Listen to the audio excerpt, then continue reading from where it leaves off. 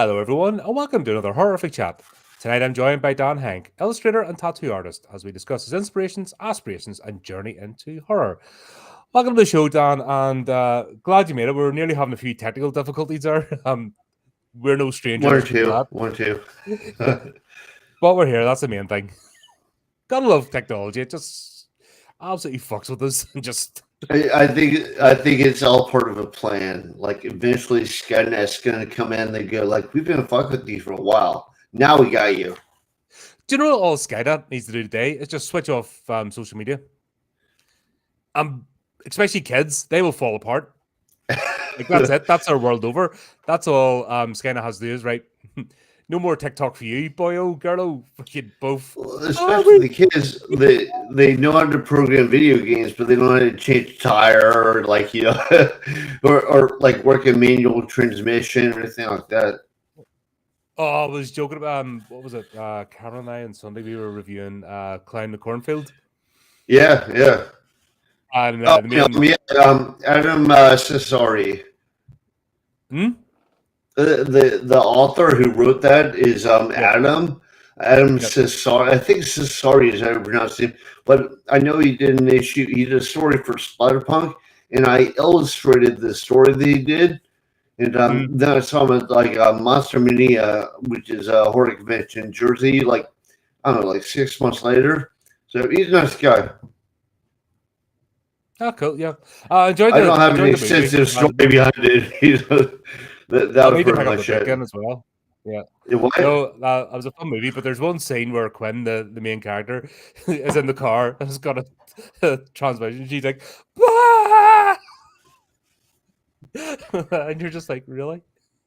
It's not that frightening. Give it a go. You can't find them, grind them. That's what I was taught. Who grown up just get stuck in. Well, I think different generations handle stuff differently. Like my generation would be like, okay, and then some more modern generation would be like, oh my god, I don't know, just people handle they see stuff differently. Yeah. Well, it's the same as like older people, like older me, sort of boomer generation and that. Like even if you tell them go online, and they just go, and that's it, end of story. You're just sort of like, the internet's been around since 1974, mate. What are you freaking out about? And then I don't know. I think just people being my generation. I think just people wibbling all the time and falling apart just makes us go, oh, what's wrong with you? Just exactly. Yeah, stop complaining. Do something. I can't deal with this. people used to have a horror shell. It seems. Yeah, and I deal with a lot of young people at the moment, and honestly, I'm just like, why is this hard? It's and kids have no dexterity. Actually, it makes me worry about the next generation of artists. Right. You kind of have to have some form of dexterity. It doesn't matter what you're doing. You need to be able to operate, and yet not everything's 2D playing. Like swipe at a screen. Things come in 3D too, and I don't know. I do worry. I don't know how to. I don't know. Save them a bit too hyperbolic, but they need to change course because they're not heading down a good path because they're losing so many essential skills. Yes, we've got technology. We could do this, but you need the basics first. I think too, like as far as movies or like books and just any sort of like stuff that relies on like stories. Like people when they like were less connected with social media, like they kind of like lived in their own little world, so they come up with all these fantasies, and now they're like bombarded with everything. So it feels like some of that kind of stuff is lost. Like you and I people like coming up with like stories like The Fly or like Texas Chainsaw Massacre or like kind of like those, like they feel like they're kind of isolated in the area and they thought of this whole like weird imagination. And I was like, I guess people are just I don't know. I sound like an old fart if I talk about how great the classics were, but it's like it does seem like some of that's lost. Yeah. And I think the way to do it is not to be preachy. That's the worst thing you do, is just be preachy about anything. Go, you don't know how you've had it. We had it better. That's just instantly, fuck, go away. If you want to put people off, that's how you talk to them. So I'm trying not to do that. Right. Well, But it doesn't there's affect my the life. I'm good. cliche. I'm sorted. But you kind of do worry. It's like, guys, you're missing out. I hope you don't go too late and then like lose your imagination. I think that's the worst thing can happen to somebody, is lose your imagination. Right. Well, it seems like too, like people aren't willing to wait now. They want the instant gratification. So it's like I love it when there's like a good backstory. So like when that guy dies, like I kind of like bonded with him, so I know who he is. And Mhm. now it's like we'll just make it like super gory. It's like I don't know. It feels like by going for that gut punch right away, you're kind of losing it. Yeah, because you become there's no context behind it. That's always been my complaint about bad slashers, is when you don't care about the characters. Right. So you have no investment. You don't care who wins, as in gets to the end or not. You're just like, okay, it's just flashing images, and then you've no. It You're needs to like, have, you have to okay, have I, an I investment in don't know these characters. If people. something happens to Yeah. them, you're like, oh, Yeah. Yeah, you're like, I don't know, you need to feel that connection. Like, have you ever read the story Lucifer's Hammer? It's like no, a I haven't. novel that came out like long time ago. I don't know, like 40 years ago or something. But it's this giant meteor hits the Earth, and everything just goes to shit.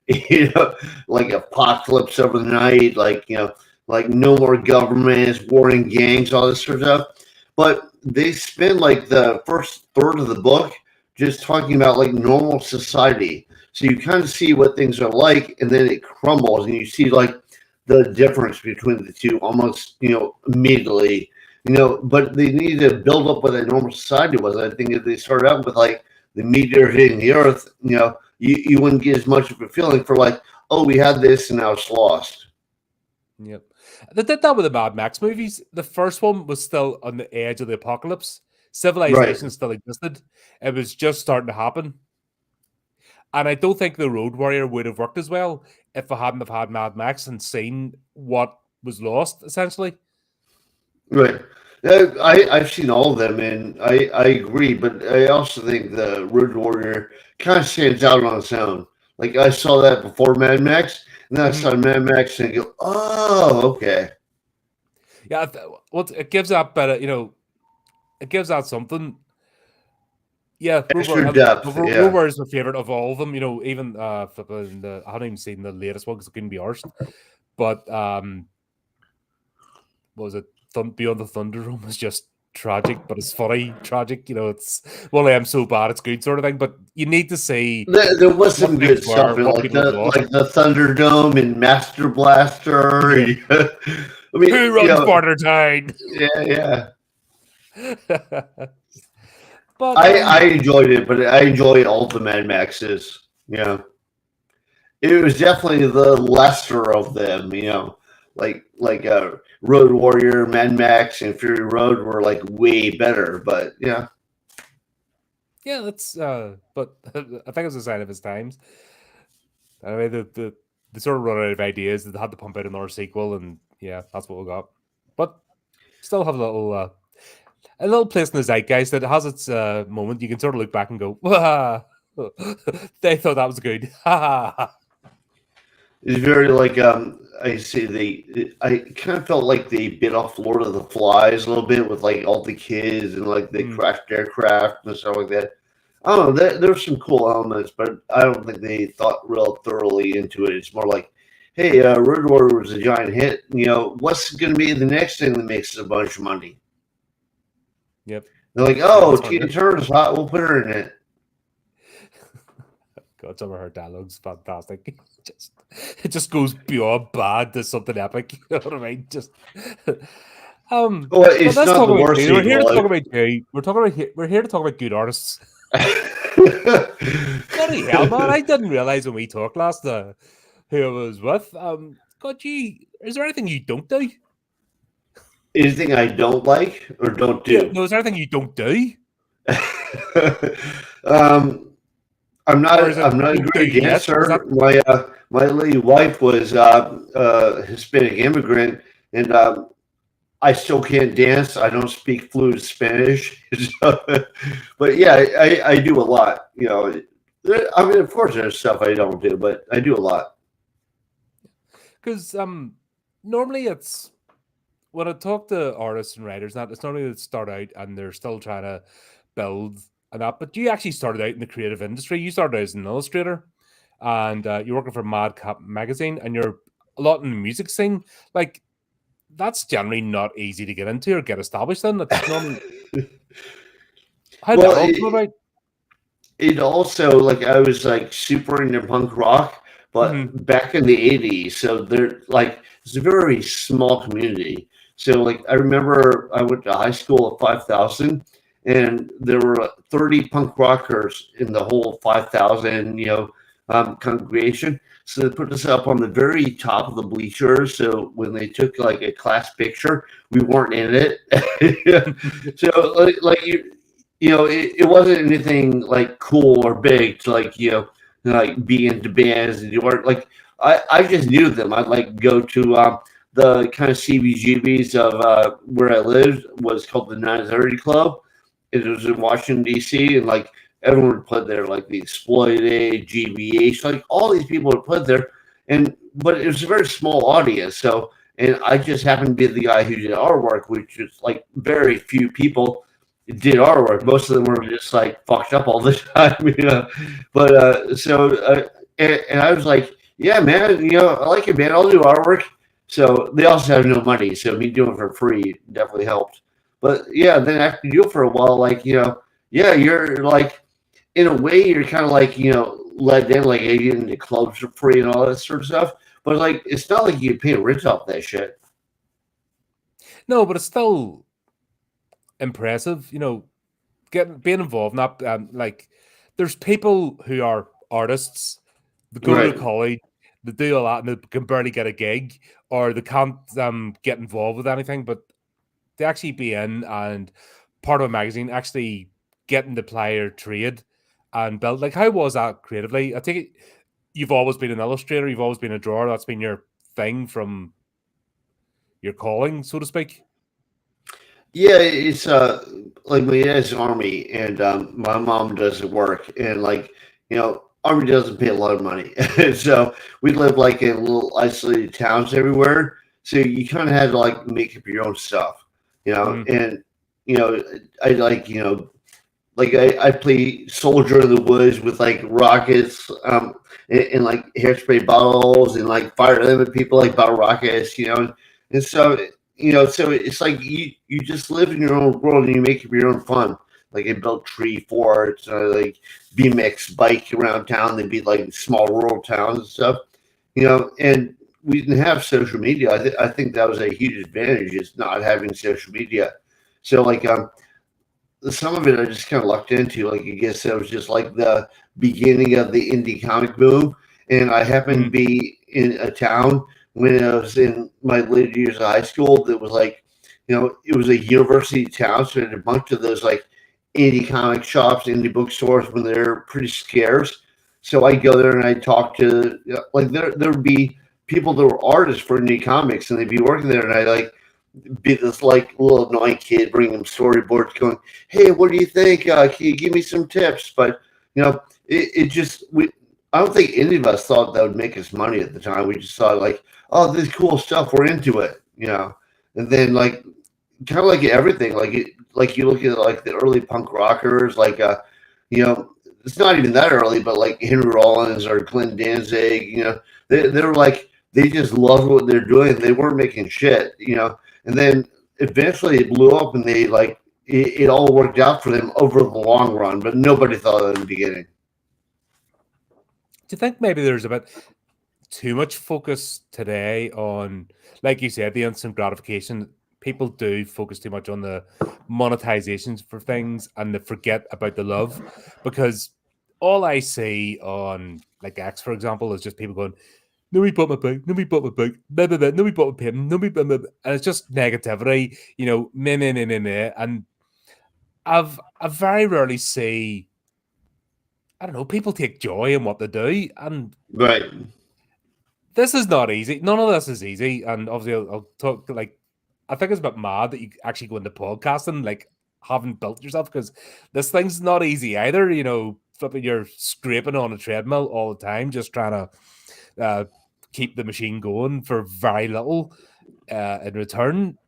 You have to love it. If you don't love creating things, if it's not part of you, um, you're in for a miserable time because, like you said, you're not making money. You're Yeah. most times it's But costing you money. It's costing you time. You could one, be, people can tell, and two, you're going to get bored really empty really soon. Like, I don't know how many people are like, yeah, I tried that. It wasn't really working for me. It's like, how much did you try? Because, like I do a podcast, obviously you're on my podcast, but I do a podcast, and like, I remember Joe Rogan talking about his podcast. He's like, dude, for the first 3 years, like, barely anybody watched. And now how much he's worth, like now yeah, how exactly. like his podcast more watched than like most TV shows. Yeah, but you can tell. I don't watch a lot of it because it's not everybody gets on. Like he gets pop stars and all that sort of stuff on, and people, and I'm like, nah. But I Yeah, sort of I like him. watch it But when I like people his I style. like are on. I like his manner. I like the fact that he's just there for a chat. Yeah, In fact, it's part of what I model, what I do on, because just like the fact that I hate those late night TV shows soundbite, person A's on for 20 minutes and it's all about clickbait. And I can't be bothered with that. You don't get to know anybody. Oh, here's my standard 5 questions I ask everybody. What's yeah. that do for, that's boring. I'd be bored. Or you try to get the gotcha question. Oh, I'll get them on. I'll get them in a corner. I'll get them to say this. That'll get me views. Fucking It's not. Yeah, it's not a crap. discussion. You don't see really Yeah, like the real person behind it. Like I yeah, remember when I interviewed you for my podcast, and I was like, dude, it's just like a loose conversation. It's like we just like we talk. yeah. And that, like, you were just, oh, how's it going? Meet for a coffee, crack on. Yeah, That's But to do that, you have to enjoy what you do. yeah, I think you have to genuinely be interested in people and how they create. Like I love the creative journey. I don't care about celebrity status or blah blah blah. It's if you want to sit down with me and I sit down with you and we'll have a good time, I've won because I spent an hour or so enjoying myself. You know what I mean? That if nothing else, I don't think connecting with another human being and talking about things that we have in common or interests, even if we're completely different people, I don't see that as a waste of time. no, I hear you. There's too many people out there. I think just that's all they're interested in. They want the fame, they want the notoriety, and I don't know. They might get it when they play the sort of system, but they never last. They always crash and burn in the most spectacular way. You see all those what do you call them, rage baiters or what? The ones that are always poking at people. Especially a lot of bigger YouTubers, they're all bitching at each other. That's all they do. I think we talked about that. And they're like 5 minutes of fame. Yeah, and then they just implode.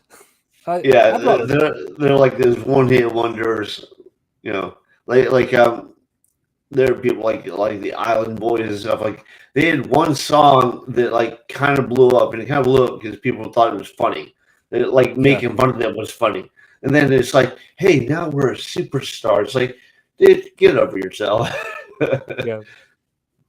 But that's like, yeah, that didn't work. Bye bye. Yeah, Forgotten. yeah. No, but yeah, I suppose with being involved with, do you play any instruments? I'm sorry, what? Do you play any instruments?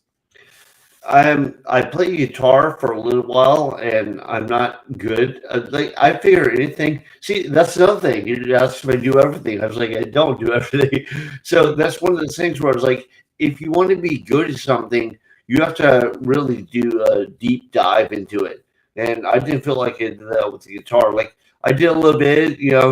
I had a band, I had a friend singing, and I was like, I did that for like 6 months. And I was like, this is not where my heart is. And if it's not where Mhm. my heart is, I shouldn't have anything to do with it. because I Yeah. respect people that it is their heart and soul.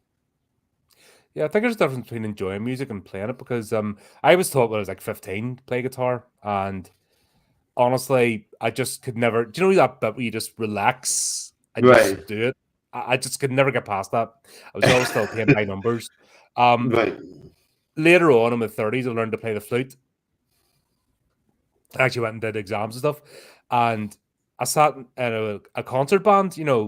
Just a local concert band around did parks and stuff. And honestly, I didn't enjoy a minute of it. I just felt like, maybe because everyone was more advanced than me. I came in later in life. I always felt that bit, but you're just reading notes. There's no soul in it. There's no enjoyment. There's no you're just going through the motions, if that makes sense. Right.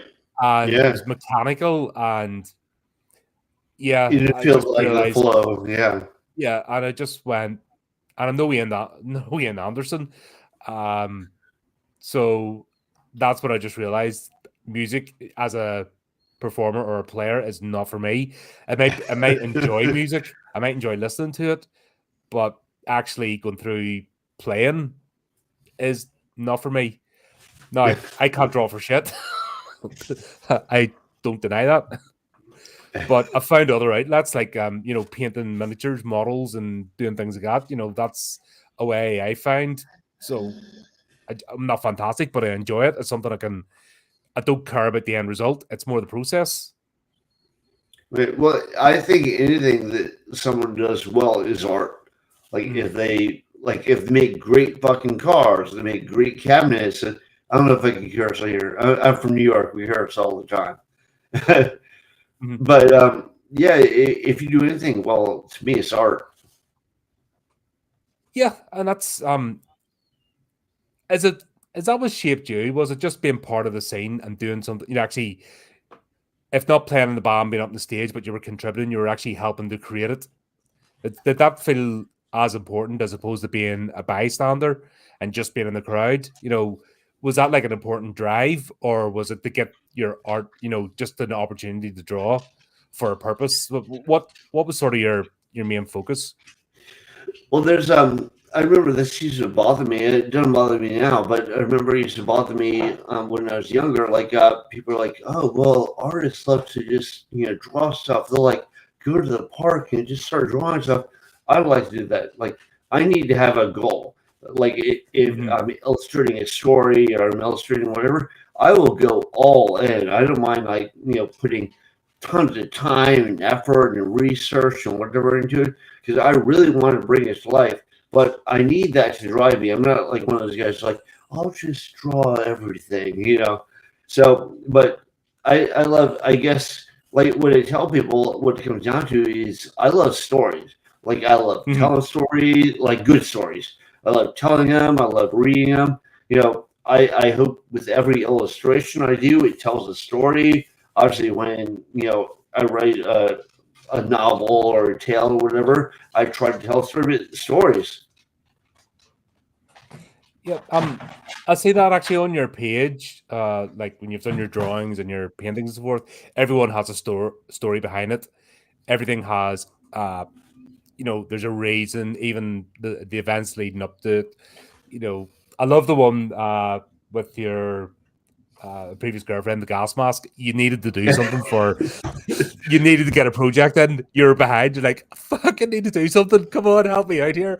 I can actually see the conversation, if that makes sense, by your story just as much as the piece of art. I can actually picture that happening. Going, it needs to be in by Monday. It has to be dramatic now because I'm late. I need to make an impact. Please help me. All right, Well, then. I remember I posted that. And I said it took me like a half hour to talk into it. This is not the iteration you read. This is like previous to that. So I said it took me a half Mhm. hour to talk into it. But then you shoot down for it and I did it. They're like, well, it took you a half hour. It wasn't, she didn't consent. You forced her into it. I was like, no, I didn't. Yeah.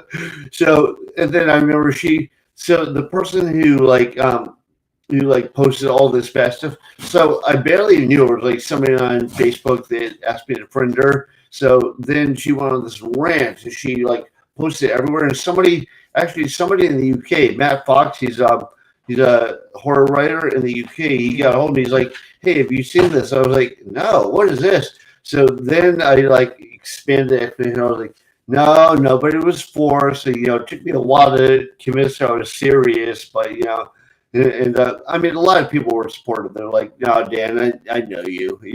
But it's like some people are just they're too sensitive. Yeah, I had this conversation. We'll try to talk about highly sensitive people in horror. There's people that just want to be upset. They want to white knight. Right. It's just built in them, and they're always looking for a reason. That's their only vision. You know what I mean? That's their only paradigm. That's the only way to see the world, and Yeah. you'll never change them. But Right. who's happier? Do you know what I mean? Because they're certainly not happy. They are just miserable creatures. They're happy being unhappy. Yeah. That's, Like that's their whole life is just like nitpicking and being miserable. yeah, I could not. I need every so often I just need a good belly laugh. Right. Just talk shit. Somebody say something really dumb and just lose it. You need that because the world is crap. You know what I mean? Yeah. And there's no forgiveness. The world will chew you up, and you'll be forgotten in an instant. That's just the way it is. I think when you make My peace with that, though, my new anthology I'm putting out like the title is like half of a quote from H.P. Lovecraft. And I think the quote is so relevant. The quote says, "Life is indeed comic, but the joke is on mankind." I was like, that's pretty deep.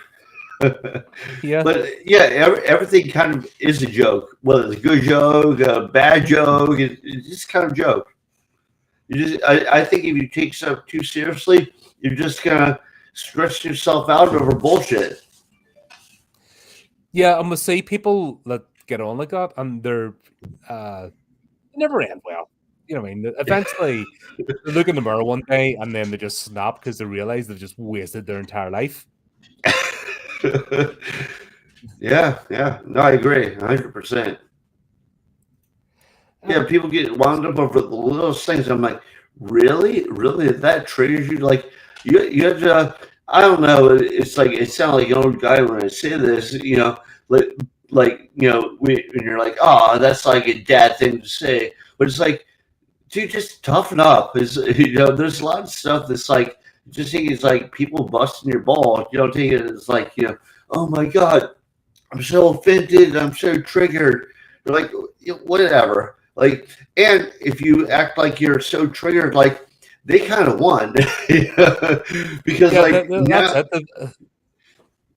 yeah, They've gotten you. you gave them the power. It's like no, just you say whatever you want. You can be whatever you want. Like, don't lie about me. That would kind of suck. But otherwise, you can say whatever you want. Yeah, and also, if somebody is a complete idiot, let them speak. That's Yeah, important. If somebody's a yeah. moron, then let them speak because then you get to see what a moron's like. Oh, exactly. And then you Yeah. can go to yourself, at least I'm not that person. I Do you know what I don't know if mean? you heard the quote that says sunlight is the best disinfectant. Yeah. Like so, like kind of you see how people really are. That tells you everything you need to know. Yeah, and that's it. And you let someone, like even just at the start of this podcast, you let someone talk. You let them, Yeah, let people see who you are. And you can't do that with hiding behind structured questions and blah, blah, blah, and just make it so by the road. You may as well not bother. And but then I people can make think their own that's opinion. the best thing about Joe Rogan. I mean, if it's like a boring person, then you're stuck with this guy for 3 fucking hours. But if it's somebody that you want to know about, like, oh yeah, I like kind of a deep dive into personality because that tells me a lot more than like those 10 structured questions. Like, where did you come from? Where were you born? Who's your mom and dad? What Yeah. motivated you? I love it in this podcast when somebody comes on and they're like, I don't know if I can speak for that long. I don't really set a time limit, you know what I mean? It's like we do it. And they're the ones that will go on for like 2.5 hours. And you won't, you know what I mean, just having a conversation, they're like, they surprise themselves. And I love that. I love to see somebody realizing their potential, if that makes sense. Of, Yeah, I no. didn't think I could do that. This is great. You know, like I told you, you know, it's nothing to do with me. It's not, uh, to me, there's no point having somebody on for me just to yap the whole time. You know, it's about them, but it's, I love people that surprise themselves. They have an idea in their head if they can't do something. And then, Well, I would say two things. Like usually, I try to limit my podcast to about 30 minutes. But if it's a really interesting person, they're just on a roll. Like I don't know, I'll make it longer. I don't care. mm, But you get some people that they're like they have a project they want to pitch. Like you feel like you're being pitched to. You feel like you're being talked to. You're being pitched, and like they keep trying to tell you how cool their project is. And like after a while, you're like, all right, man. So like you kind of imply that you want to wrap up, and they just keep going. They keep going. They keep going. Like, dude, come on, stop. I know all about your project. I'm done. do you think that's a lack of confidence? Yeah, you think Do you so? think that's, yeah, I think if somebody's stuck in that sort of road, I actually think that they don't have confidence in themselves as a person and they're hiding behind something, you know, they're hiding behind maybe a piece of work or that, or they just don't know how to, and this is back to the, I What think that you you know, think like their social project media, like gives them identity, so they need that yeah, project?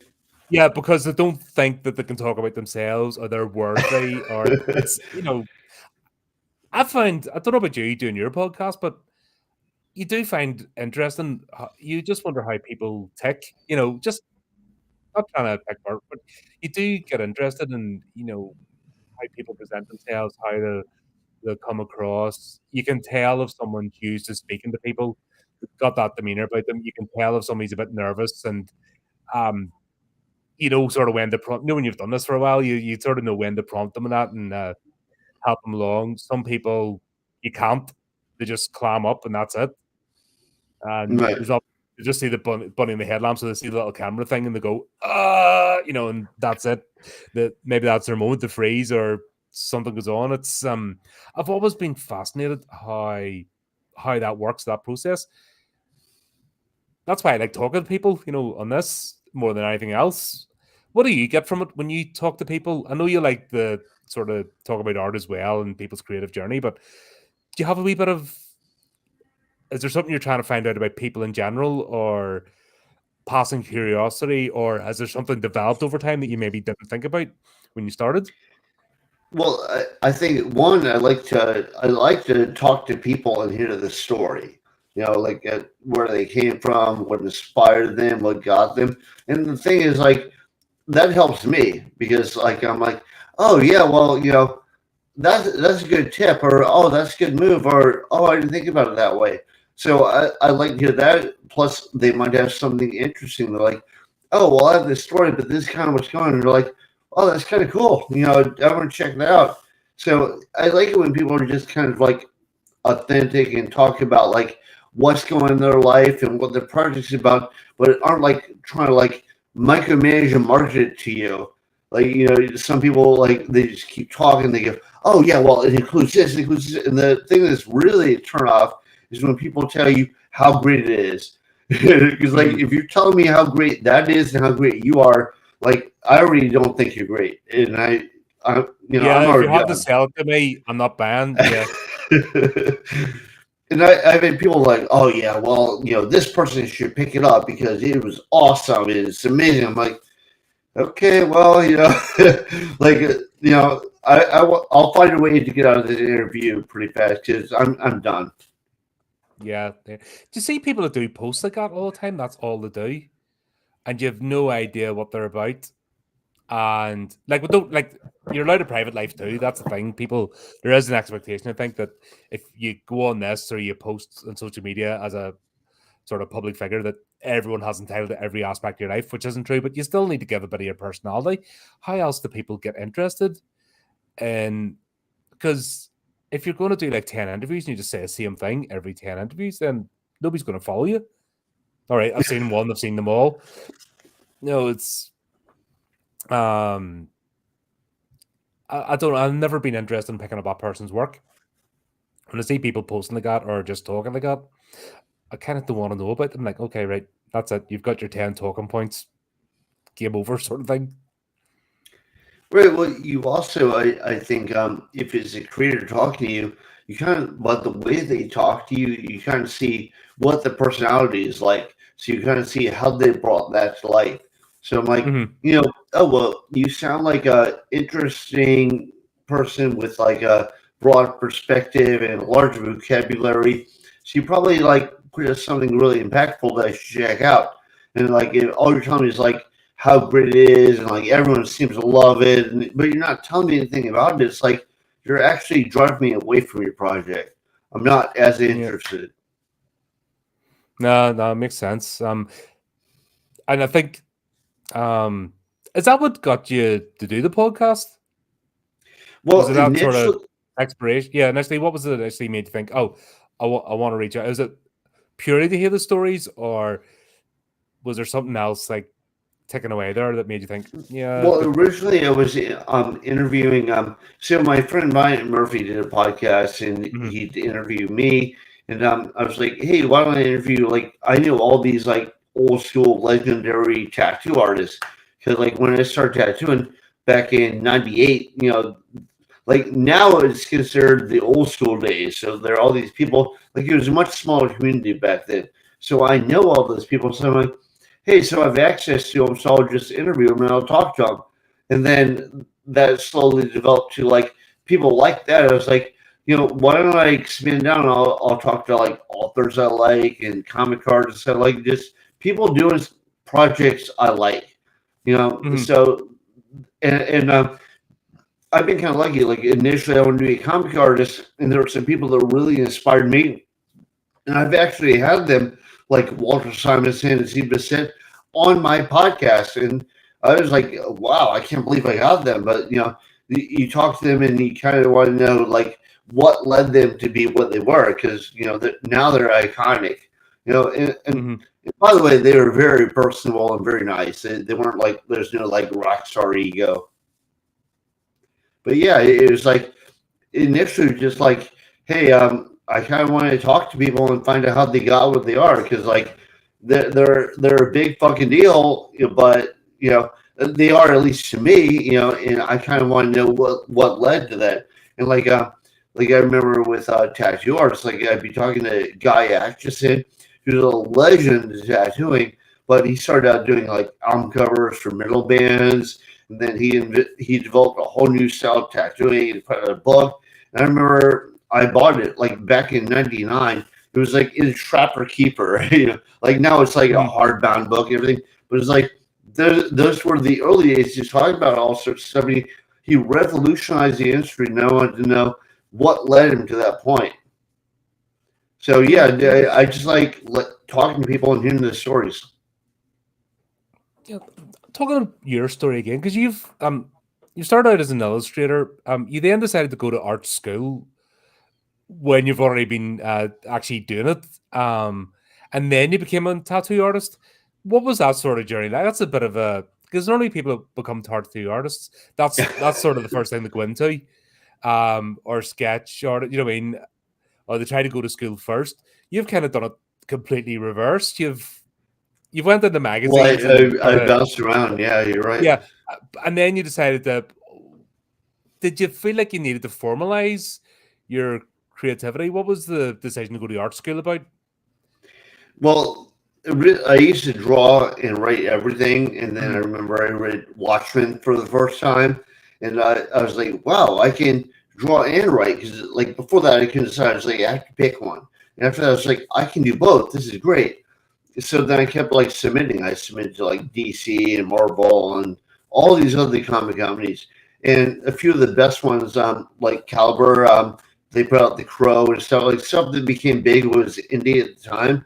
They were not mhm, business, so like only the big dogs were left, and they kept turning me down. I was like, I really want to do this. How am I not getting in? So maybe I should go to art school and I'll like, they'll teach me some more techniques. So that'll help move the needle. So I went to art school, and I remember my art teacher saying, if you want a career in art, you got to move to New York. So then, after art school, I just moved to New York. And then while I was in New York, because I was painting and I was drawing. I've been doing that the whole time, but now I had that extra sheen of like art school. I think kind of sharpened up my portfolio. So, and I was like downtown, hanging out downtown, the Lower East Side, like meeting all these members of bands and stuff. So the thing with bands is a lot of them, they're very talented, but they don't know artists at all. So they would Mm. really love to get some artwork on their stuff. So then I started doing like artwork for like you know flyers and clubs and bands and all this sort of. But then I realized that band members like the kids they don't have any money, so they can't even pay. Like I'm like just pay me for materials, and they couldn't even do that sometimes. So then I remember there was a friend of my brother's who was a tattoo artist, and he saw my paintings. He's like, "That guy should tattoo."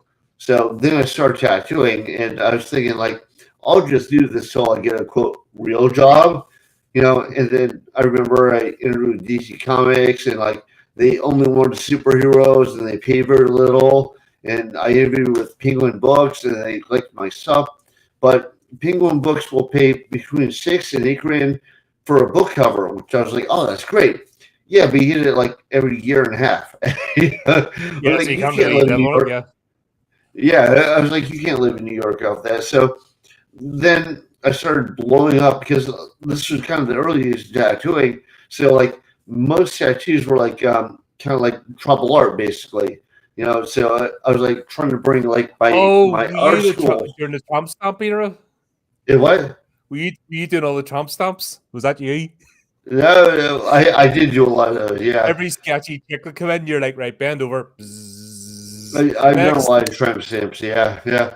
In fact, I remember when I quit a shop, and it was my last day at the shop. I was going to a much better, much more custom shop, and some lady came in, and she wanted the typical tramp stamp, like a butterfly and like some tribal on the side. She wanted on her lower back, and I go, "Oh, so you want the tramp stamp?" She goes, "What?" I go, "Cum catcher, bullseye." There's a bunch of different names for it. Ass handles. And she's like, "Oh," she got all addicted and stormed out. I was like, "I don't want to do your tattoo."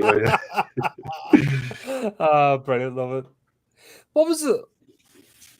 Have you found the transit? You seem to be somebody that likes to transition or to move to new mediums because obviously drawing on paper or painting's completely different from like working on skin. Oh Because yeah, I'm friends with a way few way tattoo different. artists. And I Was that a thought, struggle? I'm sorry, what? Was that a struggle? Yeah, it was. Well, so my brother's friend who got me into tattooing, like you started out doing like very simple stuff. So the simple stuff, no problems. And at that point, it was like kind of early in the realistic tattoo game. So I was like, well, this is what I do when I paint. So how about I apply some of those methods to tattooing? And I could get into all the technical stuff, but it's like a bunch of like probably bullshit that only makes sense to like tattoo artists. But there's a bunch of stuff you can do that's kind of similar to the way you would paint with oils. So I was like, so I just started doing that, and that actually blew me up. Like getting all the magazines at my quote 15 minutes of fame, like where people were inviting me to conventions and like paying for plane flights and hotel rooms and all that sort of stuff. So it worked out, And then when that started happening, I started like seeing tattooing in a new light because I used to think I remember as a kid I see like Mike Ness from Social Distortion on TV and he's all covered in tattoos. So I liked him, but I was like, it's all like old school, like traditional stuff. That's not what I want to do for a living. But when I was able to do more complex stuff, then I was like, hey, I kind of like this. Hmm. No, because not yeah, there's a lot of people say tattooing's low end or blah blah blah. Very stick their nose up. I hate snobs, so I don't care. Well, you get Usually people the like people that, that yeah. usually the people that go off can't do anything. I've noticed that people are disparaging of others and their method of creativity. They're usually not creative themselves, and they wouldn't have a clue where to Right. start. But yeah, was that stereotype there when you went in it? Because obviously, if you're like you start off with magazines. Like magazines are considered, doesn't matter whether it's indie or you're getting paid or not. Like back in the day, magazines, they were top tier. You know, if you were an illustrator in a magazine of any sort, that was, you know, considered top goal. And then working with bands, did you have that bit of hesitation? You were being talked into it. Did you thinking, I'm downgrading here? I've just been to art school, blah blah blah. Was there ever a thought like that crossed your mind? Downgrading with going into tattooing, you mean? Yep. Yes. So I did like when I first got into tattooing. So I remember I didn't like what DC Comics said, and I wasn't real happy with what Penguin Books said, and I wasn't making a lot of money off doing covers. So I started doing tattooing just to make money until I got, like I said, a real Yep. job. You know, and then like the whole tattooing landscape changed a lot, and so I was able to do a lot more. People wanted different stuff, like moves changed, everything changed. So then I kind of like tattooing. Like right now, I write, I draw, and I tattoo, and I try to like keep them all like on the same level. So like Mm. I'll tattoo like 3 days a week, but then I'll spend a lot of time like drawing. I've done like designs for like video games and for magazines and stuff. So I kind of like all of them. Yeah, that's just like I said. You just had that. Isn't it good to have your preconceptions? I suppose that's where I'm kind of going. At isn't it good to be challenged? Like you have a certain like a stereotype or a thought about something, and then without somebody beating you over the head or trying to like argue you down, but actually just opening the door and going, "Here's what it is. You can like it or not like it," and then you're like, "Wow, I did not realize." Isn't that an amazing moment? And do you think we're losing that today as well? Like, there's people that are I, not I, I prepared. think we are losing it. I mean, I come from a punk rock subculture, so like Mm, I'm used to like like the general public not being into what you're into. Like I'm used to like I lived in the South and I had like this giant blue mohawk and a leather jacket. And people would drive by and be like, "Hey, faggot!" And you'd be like, "Oh, fuck your mom!" And then they'd all get out of the truck and like five jocks to beat you up. You know, so like I'm used to that like yeah, the nice not being people. Yeah, accepted by the nice people. society. Yeah, 5 and 1. Yeah, yeah. Oh yeah, yeah. Yeah. I've had my nose broken like 3 times. One because I boxed, but before I learned to box because I got beat up so many times. Like I think the third or fourth time I get jumped. I think that was I got jumped once by Nazi skins. I get jumped by a hardcore crew once, but finally, I was like, after I get beat up enough, I was like, I need to learn to fight. So then I started getting into martial arts. So I got big into martial arts. But Mhm. yeah, I don't know where this started. Yeah, that's the Have you story. noticed that? No, it's just I just said about your preconception. You know, you have an idea and you think something about a way, and that's it. You get, by experiencing it, you're like, "Whoa, that's not what I thought at all," and you embrace it. Where today, Yeah. nobody wants to leave their bubble. Everyone, like, their shell gets harder. They don't want to leave that, and all they do is want to bring you to their side. There's no Well, nuance. what There's I no gray also area. see is people will do stuff and then they're like overly confident about stuff. Like if you see anything new, it's like, oh, you're just a hater. I'll do whatever I want. You should never listen to people. It's like, well, actually, sometimes like people do have a valid opinion. I'm not saying you got to do what everyone says, but listen to them. Yeah, I just think you have people that are overly confident now. Like you'll have people like obviously I like tattoos. Obviously I don't have a problem with like face tattoos or neck tattoos. Mm, But have people that are like 20 and come in and they want their first tattoo ever like on their neck or on their face. I'm like, dude, slow down.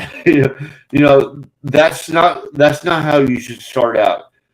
So I feel like people now have the preconception of like, it's that era where everything's acceptable, so I can do whatever I want, whenever I want. It's like, yeah, you might want that when you're like 18, but you might not want that when you're 30. And tattoos are yeah, kind of permanent. yeah, and there's an element of trust as well. Like you're putting something permanent. I know there's laser surgery, but that's almost as much of a bollocks to get off as on. But somebody's trusting you, you kind of feel a responsibility, I guess, to steer them right rather than just making the quick buck. Yeah, I will actually I'll turn down stuff if I think it's like a bad idea or it's not gonna look good or whatever. And I remember I was at one tattoo shop and is this is like in '94, and that's in that area you had a bunch of like almost like chain tattoo shops. We had like six Mm, shops by the same owner, and they're all kind of like come in, we'll stamp you and get you out. And I was at a shop and this kid came in 18, very clean cut, like carefully slicked back groomed hair, wearing a suit, and he wanted me to tattoo big English letters on his neck. I was like, you know what that's called? That's called a job stopper. Like in the industry, it's called a job stopper because you get that, you'll never get a straightforward job. And I was like, where do you want to work? He's talking about how he wants to work in Wall Street. I was like, you should wait. Don't get on your neck yet. So he thanks me and he leaves. And it was owned by this guy, Lou. So then everybody at the shop is a snake because it's like a walk-in, kind of like a low-end shop. Not mm. low end as far as like clientele, but like low end as far as the workers. So they call him up and they complain. So he showed up. He's like, Dan, I heard you turned down a tattoo. I was like, Lou, that's going to screw him up for the rest of his career.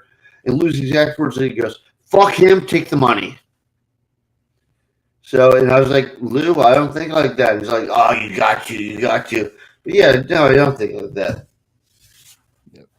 How important is it? I suppose that's a good point to bring up then. How important is it to maintain your integrity as an artist? Because we'll see it with mainstream stuff. Like people will literally sell their souls. Like they'll whatever opinion they'll just whatever they're told to have. They'll sleep with whoever they have to. They'll marry whoever they have to just to be in that area and keep work. They'll do roles that completely don't suit them just because that's what they need to do. They'll put out work. Well, to me, it's important, but I'm a little like OCD about that stuff. Like, that would forever bother me. So, like, people are Mhm. like, oh, would you for this much money be in like New Kids on the Block? I was like, no, because I'm going to be that New Kids on the Block guy.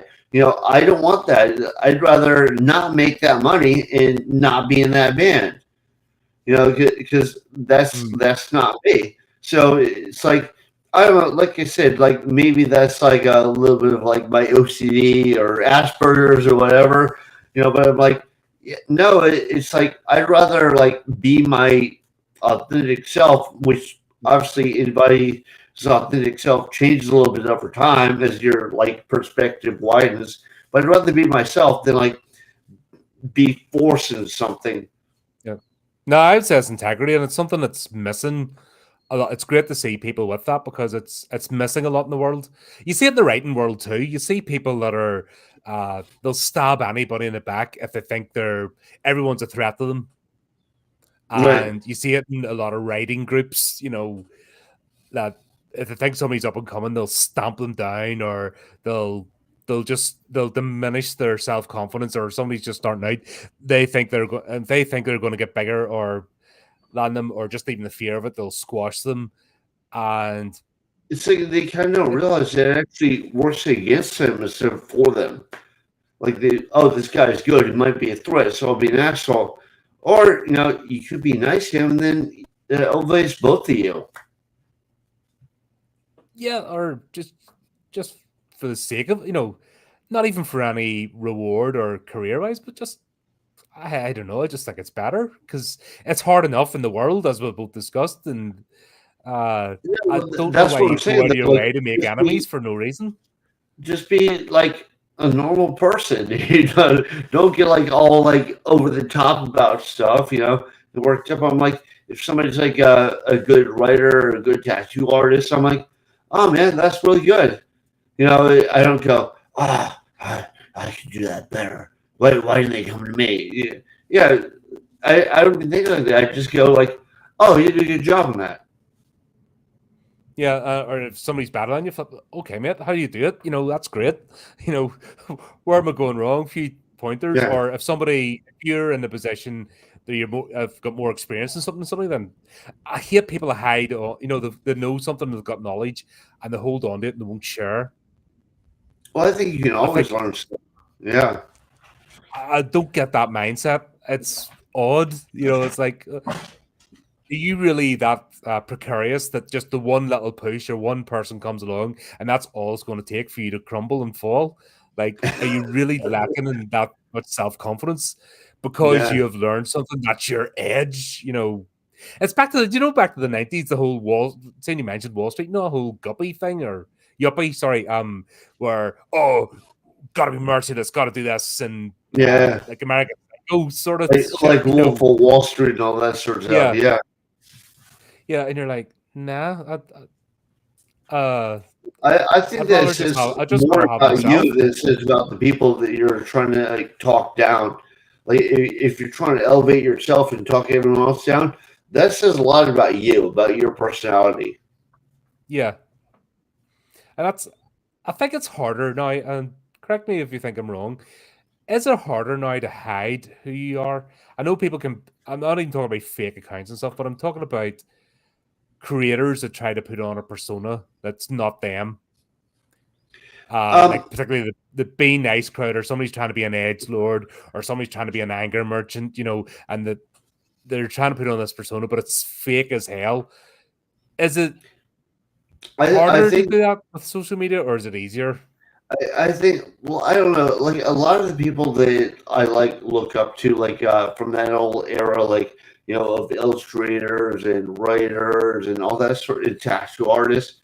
Like I remember back in the day, some of them were kind of arrogant assholes, but Mhm. like the ones that stayed around mellowed out. So like you talk to them now, and they're like cool as shit. But like I met them like especially like some of the big name tattoo artists. Like I met them like 10 years ago. They were kind of full of themselves. They had like that rock star personality, but like Yeah. like you can see the difference in how much they've mellowed out and how open they are and all that sort of stuff. And you're like, that's why they're still around. Yeah, you have to once again, it's having your perceptions challenged, doesn't it? It's having that room to grow and not just then and that this is me, this works, I'm never going to change or I'm never going to learn or I'm Yeah, never going to develop over time. Like I cringe at myself from 10 years ago. I definitely cringe at myself from 20 years ago. I'm like, who was that idiot? yeah. No, I agree. I agree. I look at myself when I was 20. I was kind of like an asshole. I mean, I was a little punk rock kid that thought he knew everything. I was like, yeah, but if I was still that today, I'd have no friends. Yeah, it's hard to yeah, especially when you get older and you've seen a bit of the world. You see somebody getting on like that, you're like, really? Yeah, You expect it of an 18-year-old or a 20-year-old because they know nothing about the world. But yeah. I'm Well, seeing people, when you're a little kid, you think everything's very black and white. It's this way or it's that way. You're into this, you're into that, and then you get older and you see there are a whole bunch of shades of gray. Like, well, maybe this led to this or whatever. I don't know. I try to like think through stuff, So like I'm like, well, why is he acting like that? I mean, if he's an asshole, he's an asshole. But yeah, I can also think about like what put him there. I mean, so if he's an asshole, he's an asshole. But I still want. I kind of want to think about what's behind it. yeah, that's my kind of thing. I'm just like, why? That's what I try to sort of pick apart now. It's like, okay, what's going on here? What's the Yeah, backstory? yeah. Yeah, and a lot of times I say it's a confidence thing. So much live content. I think it's impossible for creators to hide their personality indefinitely. Yeah, I always see people that won't do a conversation like this. I have reservations, and I'm afraid of a camera or I'm nervous only goes so far. I always like there's people they're always posting on social media, but they're saying never go in front of a camera or they wouldn't do that. And They I like kind of something they can carefully edit it so they present themselves only a certain way. yeah, I have questions. And then it makes me wonder, going, okay, what are you up to? What are you trying to get out of this? And more importantly, can I trust you? Right. And it's because that's why I And love doing this, because is there's it the no, real you? Like, yeah, because that heavily edited version is the version you want to present, but that might not be you. yeah. It's like the old is that still around, Snapchat? You know, the Snapchat filter. You know, the people put on Yeah. themselves like that's, and then they wonder why people like sort of recoil in real life just because they become 3D rather than opaqued over with heavy blusher or whatever it is. Yeah, But I think some people like I'll notice because at the tattoo shop I have apprentices, and obviously the apprentices are way younger than I am, and mm, almost there's kind of like almost like a social barrier. Like it's usually like talking like normal people, like, "Hey man, yeah, well, do this, do this." Uh, like there's almost like a nervousness to communicate with another person. Like I don't know if that's social media or no, I've that's seen no, I've seen it as COVID or well. this. Yeah, yeah. What was I explaining to me? Somebody didn't have charge in their phone and they wanted to make a phone call, and I handed them the shop handheld phone, landline, and it wasn't like a rotary phone; it had buttons. And I watched this kid fall apart, completely dumbfounded. And this was legit. This wasn't even put on. This was, I don't know what to do. Like, and yeah, I see that as well. Like, they just can't. They can't talk. They're always looking for validation. They need to be told they're doing well all the time.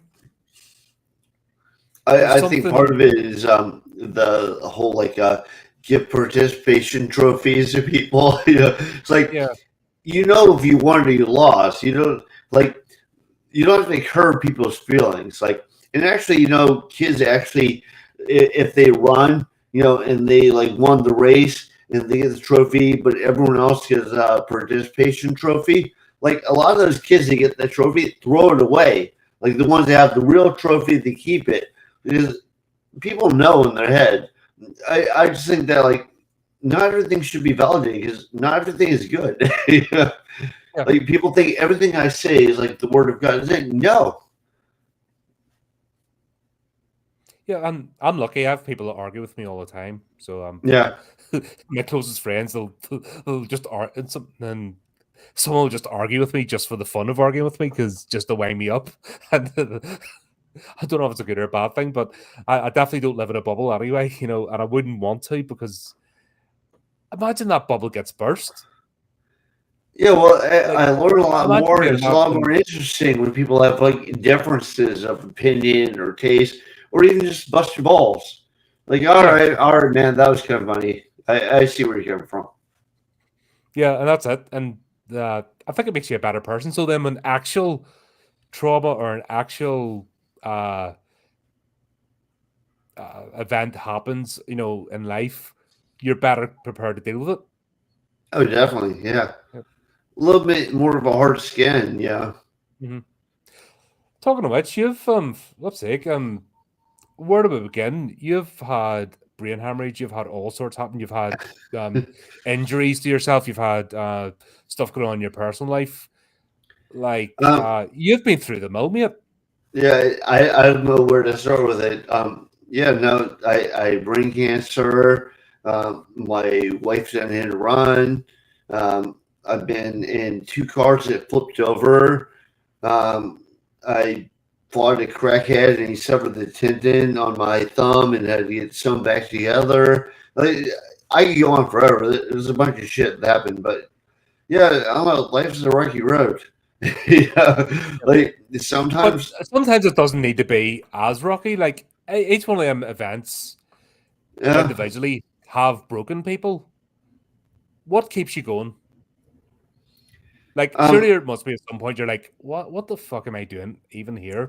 What's the point in even trying anymore? I'm sure you've hit the wall at some point.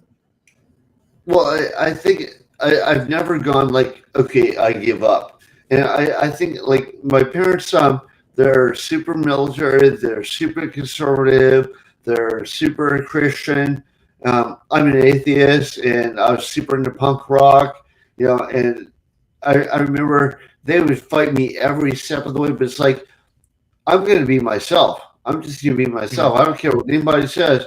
And like having blue hair back in like late 80s, early 90s in the South was not like a popular trend. So it's like, I'm just going to be myself. And yeah, it gets you more when you're a kid because everything gets you more when you're a kid. But I don't know, you kind of develop a hard skin. And also, it helps when you hear about like people like Andrew Carnegie or J.D. Rockefeller. They kept trying to make it and they failed, but then they try in, and what made them the richest people at the time is like on the fourth try it finally caught. Or like Mhm. Joe Rogan will talk about in his podcast. It's like, yeah, for 3 years nobody was fucking watching, and then all of a sudden it blew up.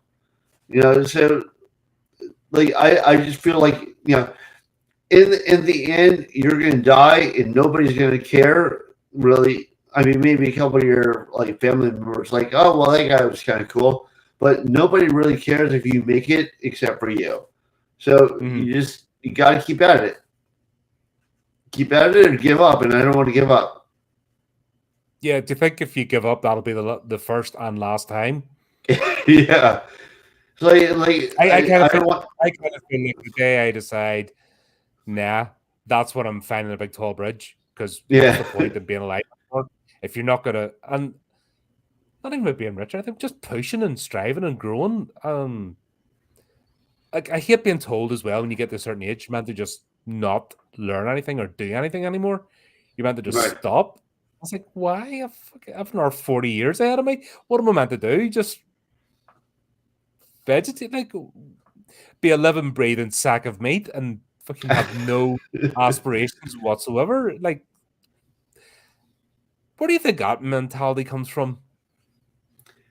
Just, I oh, you're well, over, you're over there's 40, you I think stop. it's low self esteem. I think I mean I can't do a deep dive in the psychology because I'm not a psychiatrist, but it's like I'm not wired that way. Like I'm wired the way where like I have confidence in myself, and then not confidence that everyone's gonna like it. It's gonna make it big, but like to me, it's good. So if I like it, if I think it's quality, I want to put it out. So even if like in my books or like my art or whatever, if only one person says it's awesome, like I'll listen. If you go, oh well, you could have done a little bit more of this or that, good advice, good feedback. But it's like, yeah, not my thing. I'm like, okay, well, it's not a thing, but it is my thing. So I'll just Yep. keep at it. And I think you kind of got to be that way. Like every band that's ever made it was told like they were shit. Like Guns N' Roses were told they were shit for the longest time, and then they blew up. Like White Zombie was told he was, Rob Zombie from White Zombie was told he was shit for a long time, and then he just blew up. So it's like, Mhm. if you think you got something, just keep at it. And Yeah. Do you think sometimes, there's, sometimes you kind of don't make it. Like H.P. Lovecraft, like he died so poor that he had cancer, and it was months before he finally goes, "Okay, I'm going to go to the doctor," and they're like, "Too late now," And, yeah. and I mean, in that era, it probably would have been too late no matter what. But the thing is, like, so he died super poor. If he was alive today, he'd be a multi millionaire. Yeah, I always laugh at do you remember that trend of let's all pan and HP Lovecraft, but we'll use his stuff and we'll talk about his stuff, but we'll gotta hate on him. It's like, fucking wise up. If you don't like someone, just don't waste time, but don't be a parasite and Right. simultaneously use his work or reference his work or be inspired by his work and then hate him. Either if you have no time for someone, just have no time for them, just walk away. But I hate that, oh, I'm gonna throw his name around because it'll always get me clicks and views and blah blah. I hate those sort of people. That's the worst type. But I think it's also kind of unfair to like judge people of like a way previous era, but the standards of this era. Yeah. So if you go, oh well, they said this or they thought this, or whatever. It's like, well, yeah, you can not agree with them, but like don't necessarily judge them by that. because they're from a different time, and like I can also separate the artist and the art. Like there are Mhm. plenty of rock stars who are like they're kind of despicable people, but they made some great music. Gene Simmons, for example. See, I'm not a There's big one of the Kiss most fan, but like I'm big no, but like you know what I Guns N' mean. Roses. I can sort of bop along and like oh, that's good. But he is one of the most insufferable people on the planet, and you're just like, He is. He you is. just don't watch his. I'm trying to think of flip any even a good actor down in Hollywood. Like most of them are dicks. Like you couldn't spend 10 minutes in a room alone with them. It just I would if I had the interview those sort of people, I'd pull my own throat out. Yeah. Well, But if that it was my like job to be an entertainment, yeah. journalist and had to go to fucking pop stars, for example, I Oh, would good just, luck. Yeah. yeah, I'd just be, give me a break, I'll do it myself. Be less painful. Well, Robert De Niro, like he did some iconic roles. He was amazing in like Goodfellas or Main Street or like Taxi Driver. Right? But I heard he's a dick, So Yeah, I can separate what he is from how good he was in those roles. yeah, and you just, yeah, you just have to kind of switch off that better yourself. But it just the ones that are always referencing someone and panning them, but they'll use their work or they'll name call them or shout out, and I just think it's very very strange. But yeah, talking about books, you have five main sort of. I know you've done absolutely tons of stuff. It's I scribble a bit, but flip's like you really go for it, man. Like you go balls deep. But you've done the Never Dead your anthology, isn't it? That's the one you were talking about last Yeah, time. That's one you've actually you've curated yourself and brought other authors on board. The End of the World. That's like a post-apocalyptic. Um, and during almost COVID, sales just shot up because people were like, "It's the end of the world." funny that, isn't it? When did you realize you wanted to write? When I was a kid, Mm, I drew all the time, but I also read. Like this the modern audience wouldn't understand, but we didn't have a TV. So I would go to the local library and check out a huge stack of books. I have them all read within a week. So I was like a very voracious reader, and I kind of like we didn't have like video games or whatever. So like you kind of lived in your fantasy world. Like you kind of like you built tree forts. We play like soldier in the woods and stuff. So mhm. you kind of made up your own stuff. So based on that, like I read a lot of comics. I was for the longest time I wanted to draw, but I was like I also read a lot, so I really like stories. I like to write stuff. So I wrote my first novel in fifth grade. I'm sure it's horrible. I wouldn't advise anyone to read it. But I was like, I don't know, which I should do. And then I read Watchmen, and Watchmen is like a very complex story, but illustrated. So I was like, wait a minute, I can do both. So that's kind of been my pursuit ever since. Oh, cool. And that Um, was like, I think that revelation was when I was 14. So like I took like oil painting classes for the first time as a little kid. My parents sent me to some neighbor who did it, and I was in third grade, mhm. and so drawing was just always my thing. But then I wasn't sure I was going to make that into a living. Is that a frustration? You've got a passion. You know you've got a talent. You know you've got the urge as well to create. That's as a creative, that I don't think that's something. It's either part of you or it's not. You can always tell a creative person who's just got that itch in the back of their head. They want to put something together. They want to bring ideas into a sort of reality. How difficult was it deciding on a career path or what you were going to do? Was it daunting? Was it sort of wait and see, or I don't know. How did you find that? Was it even a consideration like growing up? or getting into like early adulthood? I think like as a kid, I was always like, this is what I'm gonna do. It's like don't listen to anybody. Like I said, my parents like have a way different mindset than I do. Hmm.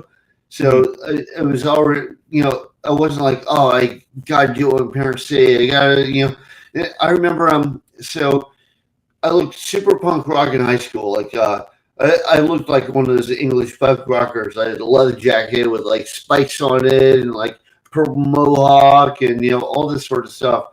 And I remember I had a 3.95 GPA, and I took the SATs when they were only the top score was 1600. So I took it just for placement at the very beginning of 10th grade, and I got 1350 on it which I wanted to retake it, where I like do some study and all this stuff. And said, why? That's high enough to get into Harvard. And the reason I'm telling that is like not to hype myself up, but just to say, so I was doing very well, but I looked super punk rock. And I Hmm. remember I interviewed with a guidance counselor.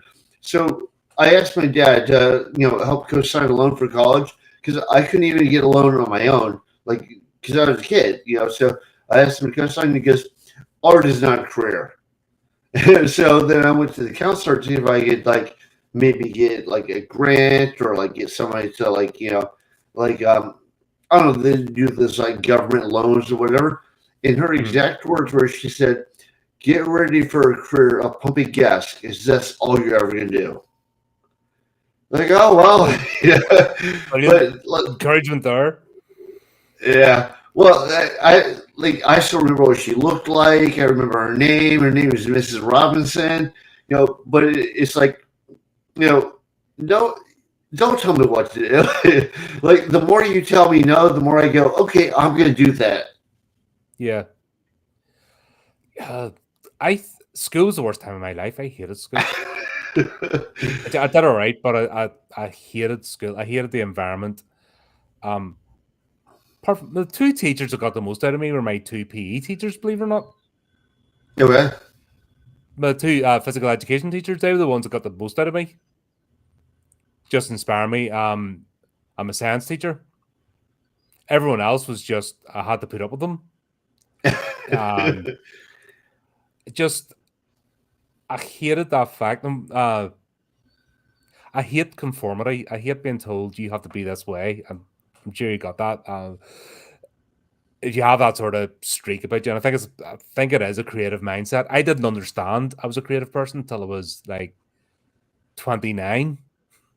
Okay. So I spent years being frustrated and angry and just directions. I did stuff and I went through the motions, but I didn't understand because I wasn't. And I came from a really small part of the UK, really small country, and variant says just everybody knew each other and blah blah blah. And there's no real room to go find yourself, if that makes sense. Yeah. So really, really frustrating. And it didn't help I joined the army, and then it told me being really restrictive, sort of, you will go out in the piss every Saturday night. That's your life. You will go on duty. You'll go out. You'll go to nightclubs, even if you hate nightclubs, because that's what your squad does. Blah blah blah blah blah. You know, and it Yeah. I wasn't almost until joined the Marines because I was like, how like nobody's gonna like help me go to college. What am I gonna do? So I remember I took they have what's called the ASVAB test, which is like Mhm. you take it and they based on your score they give you placement. So I remember I got a perfect score, and the instructor just handed me the like director or whatever. He goes, "What job do you want?" I was like, "I want to shoot big guns." Like so, I was going to be like a light armored vehicle gunner, and Mhm. then I was like, if I'm in boot camp and drill instructors yell at me all day, it's not going to go good. So I quit. But yeah, I almost joined. Yeah, I still don't know how I stayed in as long as I did because it just was me. But then I think the difference is I didn't know what I wanted to be. It seems like you have had. I think by discovering drawing, I think that's been your real linchpin. And just with talking to you and seeing your work, that's been a real sort of anchor you've had to hold on to. Would you agree or disagree? No, I agree. like I think I mentioned quite a few times that like I really like telling stories. Mm-hmm. So I figured like illustrating stories like spoke the most. It said the most. I mean, I like reading, but I always try and like picture everything I'm reading. So I'm like, that's why I really like stuff like comic books. Like Mm-hmm. well told comic books. Like they use artwork to advance the story. So that's what it. That was my drive. Yeah, fantastic. Um, what's next down the line in terms of will you always be exploring, or well, have you had a point now or stage where you're sort like I said, you're spending a lot of plates? Would taking on something else now disrupt all that, or is there something you're like still want to go and have a look at or try? What's your sort of stage in life now? I think I mean I don't feel like I don't feel like I really need to prove much in tattooing. Just like I said, I like my 15 minutes of fame in tattooing, where I was like in all the magazines, all the books. They fly me all over the world, But I would like for like my novels, like my written novels, to like reach a wider audience. I've done at this point. I've done art for like comic books and magazines and all that sort of stuff. So it's not like, oh well, you had a job with this guy that's gonna like make a huge difference. I'm like, all right, that's cool, but it's not like it's gonna blow me up, But just I think if my stuff got out to more people, but there's actually some stuff that I've scaled back on. Like I used to do like a lot of MMA and compete all the time, Mhm. and so I mean now I'm 52, so it's kind of like you kind of get tired of like getting punched in the face when you're 52, you know. But so there's Yeah, some it hurts stuff the I've next kind of day. skipped. I'm sorry, Yeah, what? it hurts more than I guess the next day, isn't it? It's like kind of It's not even that it hurts more the next day. It's like I don't know. When you're younger, like you do feel it less, mm, But when you're older, it's more like it just seems like a bigger deal. Like yeah, man. I got kind of beat up off that. Whereas like when you're much younger, the next day you'd be like, all right, I'm good. Yeah. So yeah. yeah, you're right. It does feel a little bit different. The recovery process is a little bit slower, but yeah, I just I guess ultimately I like to get stuff out more, and also this is totally on the opposite side, but I also like traveling to like ancient ruins a lot. Like I went to Machu Picchu, that was awesome. I went to Chichen Itza, which is the Mayan pyramids in Mexico.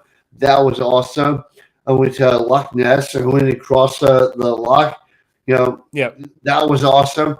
So I don't know. I'd love to see like the Egyptian pyramids. So I hear that Egypt is in a lot of turmoil right now, so it might not be the best Uh, time to go um, there. I'll just say it's about Egypt. You're better just looking at the photographs.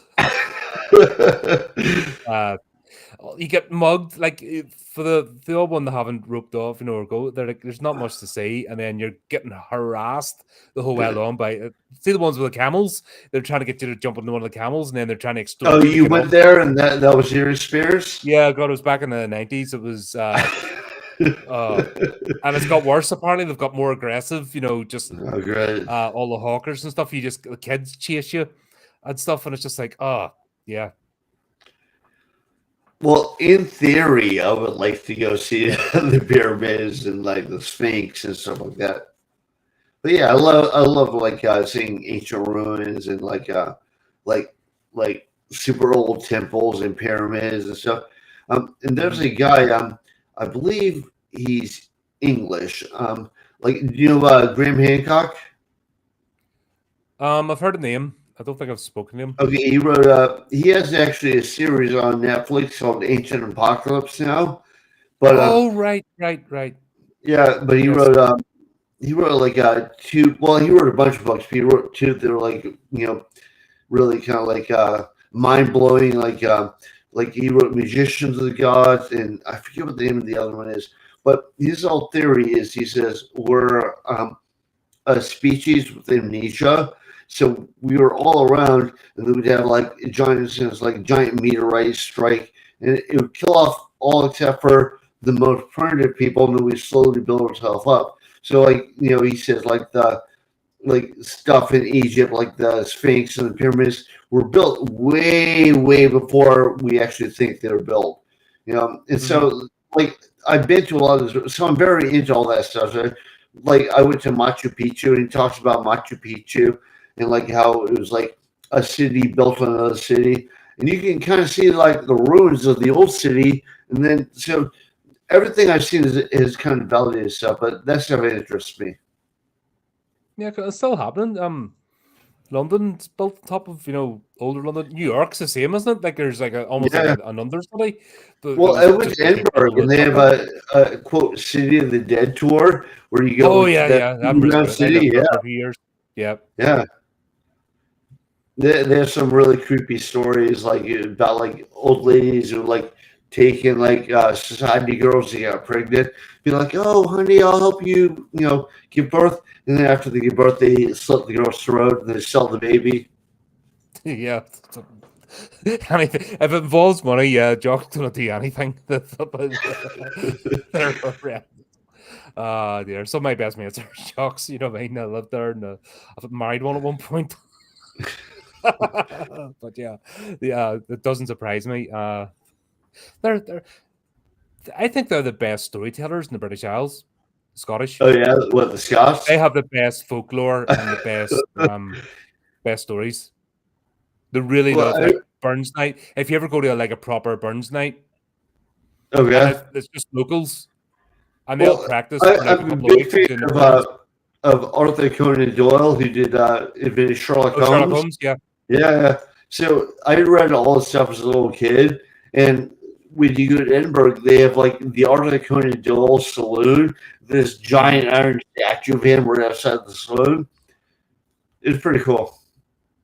yeah. Did you ever try the Rose Street Challenge? No, So just me and Princess Street, where the sort of Edinburgh leads up to the castle. There's another street, and it goes for about 4 miles. Right, oh, it's called Rose Street, but it stops like it's intersects it's all the way. But there's a pub. Every other building's a pub. And the idea is to start at one end of Rose Street and try and make it the end. Just have a pint at each one, try and get to the end. I gotta say that the best Guinness I've ever had was in Edinburgh. Yeah, it's the Because like uh, you have Guinness here in the U.S., you're like, it's good, And then I went to England for the first time, and I was like, wow, it's so much better in England. And then I went to Scotland, and I was like, wow, I'm blown away. yeah. God, I remember like we get tenants. Tenants our local lager. In cans, and it's all right. But when you go to a bar and get it from the tap, your head's uh, your head's getting blown off. Like you're scraping yourself. I got caught out once. I'm just like, oh dear, I wasn't expecting that. Game over. Well, I remember it, like they don't have this in the U.S., but I went to a pub. They're like, "Oh, do you want Guinness or do you want Guinness cold?" I'm like, Guinness cold. What is that Yeah, like? the I didn't even nitrogen know goes there were through. different things to talk about there. I find American bars to be very cold places.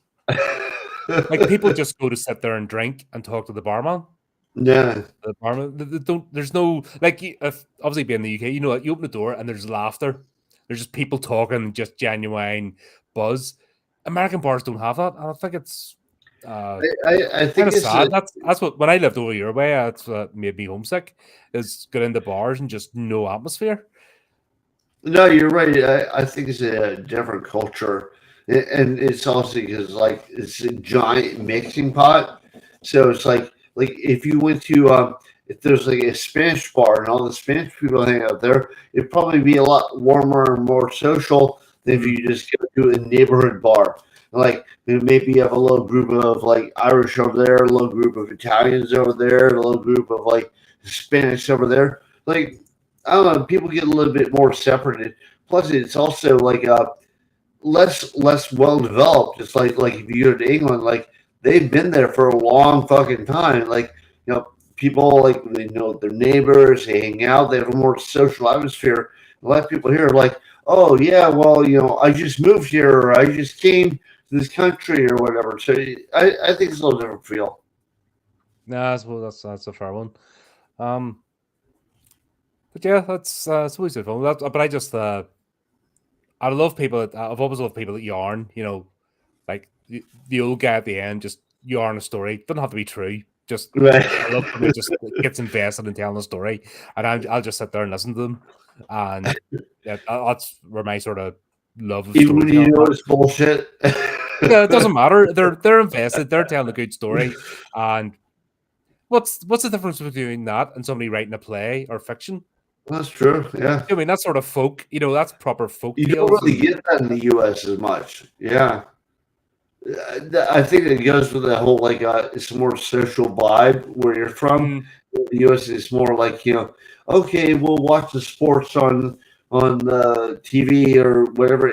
And like I'm not a sports guy, so it's and I'd go to when I was a kid. I don't really go to bars anymore. When I was a kid, I go to the punk bars, and they didn't really have mhm. like bars just for punk rockers. What they had is like the the clubs and the bars that they had that like brought like a whole diverse group of people, everything from like punk rockers to goth kids to all sorts of stuff would be like the goth clubs because all the hot goth girls would go there. So of course everybody else would be like, oh, we got to go there, So like and we'd all listen to Ministry or Front 242 or whatever. So, like, even if you weren't into that, it's like, yeah, this is what they're playing, but all the hot girls are here, so we'll get there.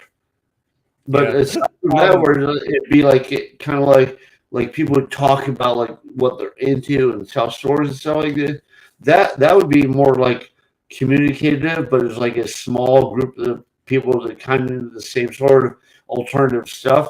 But if you like more mainstream stuff, it's simply like they're just in sports. yeah. I found out because Belfast was that small. It was like same 50 people. So the do golf night, it was the same people turned up. The do punk night, it was the same people turned up because that was it. There was not. Yeah, There was still the four punk guys. There was the three golf girls. Blah blah yeah. blah. That was the way it was. Well, how do you find? Actually, I know we're going off on tangents here, but how do you find? When the new metal came in Yeah, and like the whole vibe, and like I was only like in my early 20s, but straight away you felt like you were the traditionalist old guard because all of a yeah, sudden that's these people true. were turned up with like baggy jeans and wallet chains Yeah, and like I remember short that. tops. Yeah, and you're Yeah, like, who the fuck are these? yeah. Pull your pants up. Yeah, And I remember I'm doing a whole thing like it's funny because it's considered ancient now, you know what I mean? But back then that was like a major seismic shift in the whole like hard rock, whatever you want to call it, scene was when new metal came in, and then the whole like skater vibe or whatever it was they were trying to pull off. You're just sort of looking, going, "What the hell's going on here?" well, I don't know if this happened on your side of the ocean, but what happened here was see with the punk clubs that I go to, the like I see like GBH Exploited or Mm, Biohazard or Gizzlers or like all these like kind of famous like punk bands, and then Nirvana came out, and then all of a sudden the whole scene changed. So 930 oh, Club used to grunge, be yeah, that was a yeah, but 930 Club used to be this little like it'd be like CBG, it's like this little place where all the good bands played, but like I think that max capacity was like 300 people, mhm. So then when Nirvana blew up big, 930 Club moved, so they took over the local Radio City Music Hall. So now it's this big fucking venue, and like I remember I saw a helmet at the old 930 Club. Like it felt like the walls were shaking. You felt involved in it. And then I went to go see them again later, like a year or two later after Nirvana blew up, and they had the music hall. It's like it wasn't the same thing. It was just like this giant stadium, a couple people up on stage. It just I think that kind of killed off the more traditional like punk rock vibe than anything. Mm. So then when new metal came along, it's like, okay, well, another thing, it wasn't like that was what changed it. At least for No, I think me in the U.S. yeah. No, I think because once again, very small scene, very dare say it, a traditionalist. Black t-shirt, blah blah blah, combat bottoms. That was the sort of uniform, you wore going Yeah, out. And then, like I said, these people one at a similar sort of when we went to Newcastle upon Tyne out in England, or just club. It used to be a nightclub because I'd been on the years before because whenever the exercise and stuff would that be the place we went for the weekend. Um, it was called Legends, and it was like 3 floors, and then they decided to become a rock bar. And it's the only time ever I was stopped because we went in generic, we could go to anything. So me and my mate, we were the only 2 rockers in the platoon. So you went as to be able to fit in a nightclub or somewhere else. So it didn't really matter. But we went to this place, and the only time I ever got stopped going into a rock bar because who are you? This is a rock bar. You have to dress a certain way. I'm like, since when the fuck did I ever like I've moshed in a 3-piece suit because I came back from a wedding, went to my local yeah, pub, didn't give a shit, what I mean? Flipping still got the lapel floor and stuff in, just never once in my life had I actually been stopped, as in for being inappropriately dressed to go into the rock bar. And then I remember this wee girl comes up and goes, name 10 Metallica albums. Like, fucking ask me a harder one. Like, ask me Bathory or something or Slayer. I get you, but the most generic of fucking generic, was music. this a music venue or a club? It was a club. Yeah, Yeah, it wasn't even a music venue. It was a club. I And it's the get I only get time stuff ever. going here. They're like, we don't let anyone in with face tattoos. I was like, what? It's like, well, Fuck okay, but like, why is that a rule? in a rock bar. What? Ah, in a rock bar or a punk Yeah, bar. yeah, yeah. They're like, we don't let people in with face tattoos. I was like, Fuck, okay. I've caught more shit over the years from not having tattoos. And you're like, fuck, people are weird, aren't they?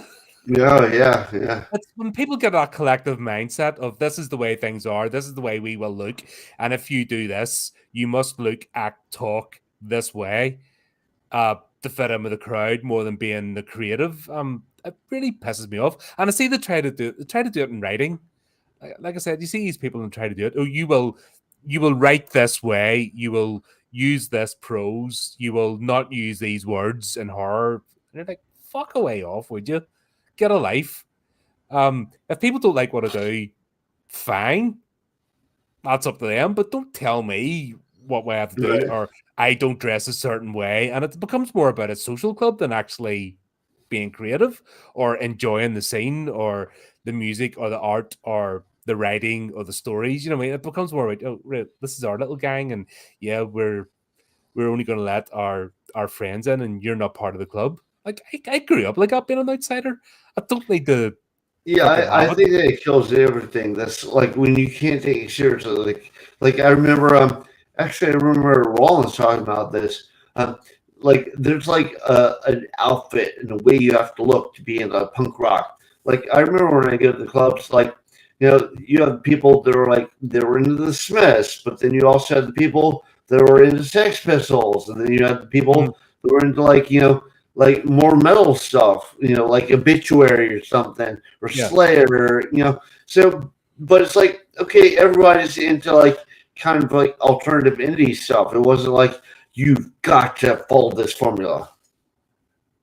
Yeah, and all that happened is when the DJ played your track, you jumped up and then you just went back off again. And when the next one came on, that group got up. Fucking hell, it wasn't hard. But I hate that when people start trying to impose like codes, and they do it particularly. They're starting to try to do it in horror, and it pisses me off. Yeah, You're not a horror fan unless you've watched the mainstream movies. If you haven't watched this, or if you're not a fan of this, you're not a horror fan. It's like fucking. There's too much stuff out there. There's more stuff where you could watch or listen to or read in 100 lifetimes, and you're saying I have to be limited to these yeah, fucking that's main. all bullshit gatekeepers. I mean, all that really matters is how good, like, if you're a writer or an artist, how good your stuff. Who Yeah. cares, what your favorite movies are, or whatever? Is the stuff you're putting out good? That's all that matters. Yeah, and are you doing the best of your ability? Are you giving it? You're not dialing it in. You're trying. You're putting effort in, and people tell quite quickly whether you're dialing something in or not. I think people have that still in the sense of someone that's just there to tick a box. Oh, I'm now a horror author, or I'm now a horror artist. Because it's cool and spooky, and I can just do this till I find my real job. Or make it big. Yeah, Like horror direct people start off in horror, movies, and it's only my starting gig, and then they're ashamed of it. I know. Yeah, no, Jennifer so Aniston, she pisses me off like nobody's business. oh, why? What was she in? Leprechaun, the first Leprechaun, Oh, yeah. and then she basically disowned it. Should not even talk about it. It's Okay. who was it? Oh, you saw Return of the Living Dead, Yes, the movie. So the third one had like the hot girl, like she is naked, she has all these that's piercings. the Western one, wasn't it? Set in the I remember. I remember it was the third movie. That's all I yeah. remember. It's the But yellow. Oh God, it's been years. I meant to revisit those. It's the like yeah, yellow the third one is sandy not that darker. great. I think mainly people watch it because like a hot girl gets naked. But that was the only horror movie that she was ever in. So then she Mm, talks it down. It's like, yeah, but you have a whole generation of fans just from that movie.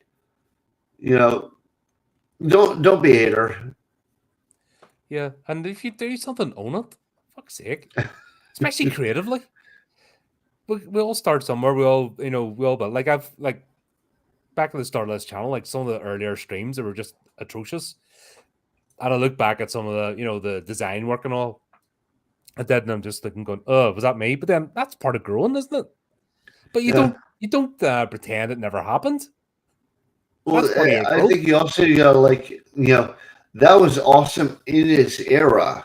Yeah. It's like a great story in this era. It's like so if like I don't know if you saw the movie The Last Starfighter. Oh So yes.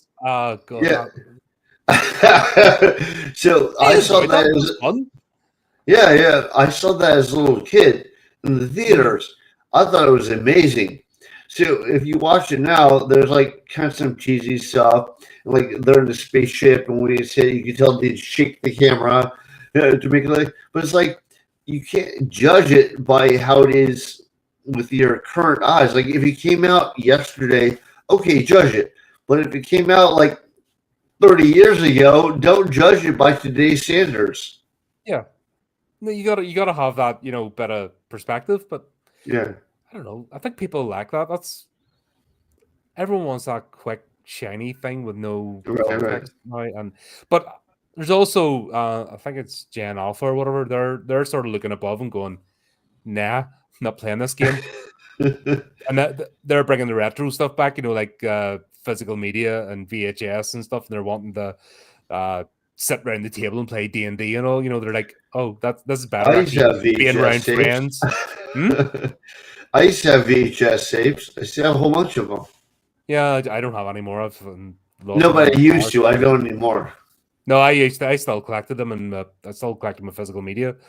But yeah, because streaming's shit. It's especially when they edit stuff and take it down, and you think you've got a platform, and then you want to go and revisit something that's not there. So you need to go search through another 5 streaming platforms and sign up to something else. So I'm like, nah, at least I'll have a Yeah, it's Blu-ray annoying. It's like, mine. oh, I heard this is good. Oh, I have to sign up to a new streaming platform just to see that. Yeah, it's Yeah, annoying.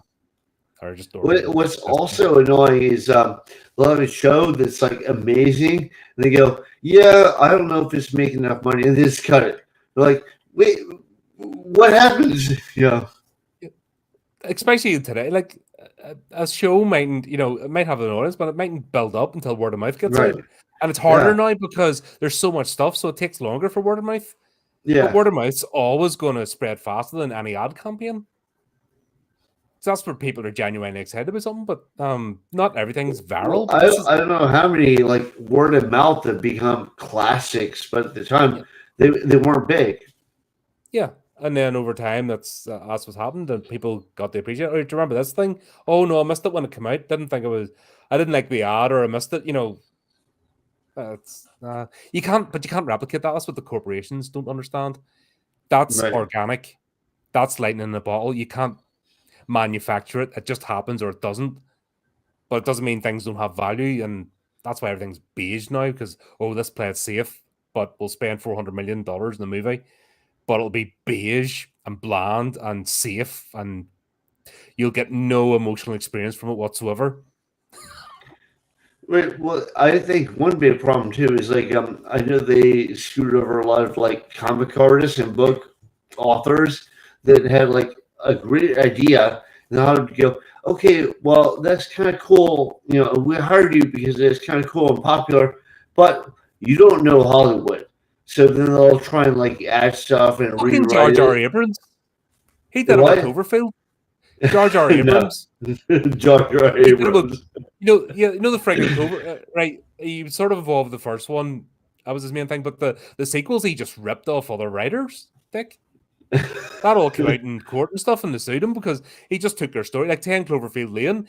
That was another story. He just fucking yoinked and went, "I'm going to stick it here." Dick, Well, I think like the that fucked first all the time. mainstream movie he did, Super 8, was really good. And Mm. then he did, I don't know if you've seen that, but it's like, it's kind of like, Yeah, that's it. Yep. yeah. But I thought that was good. But it's like after that, like, so I didn't mind the Star Trek, but the Star Wars is like, he does Force Awakens, which is like just a copy of A New Hope. And then they brought Yeah, somebody in mystery that box. screwed up, and then he tries to fix it. Yeah, no, I'm not a fan. Nah, I'm not. He's been ousted effectively because people. That's the thing about a grifter. Grifter can only go so far, and then they get caught out. Well, And he's been unfortunately, caught out. So Grifter Valley would make a lot of fucking money. So, yeah, you know, he doesn't but they ever never. have to do anything else because he's rich. Yeah, but they do the grift. That they live a certain lifestyle that they need to burn the money. It's weird.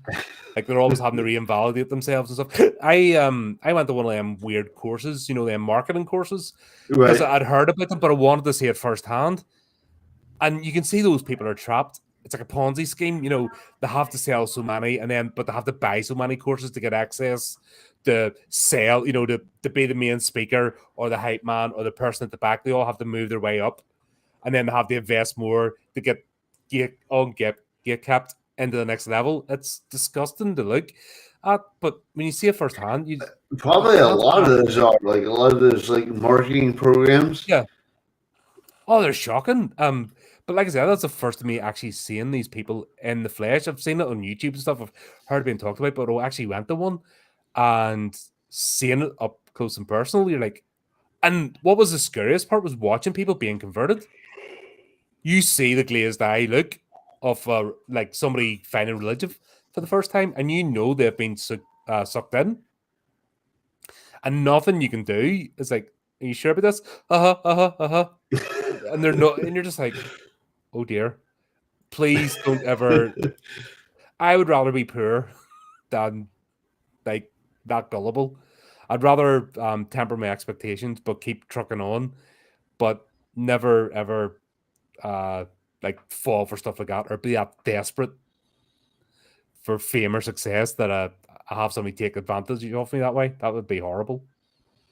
We have a lot of people that like they say they're the experts in something. So like it's like you gotta trust me. I'm the expert. It's like no, I don't. Yeah, The experts are often wrong. yeah.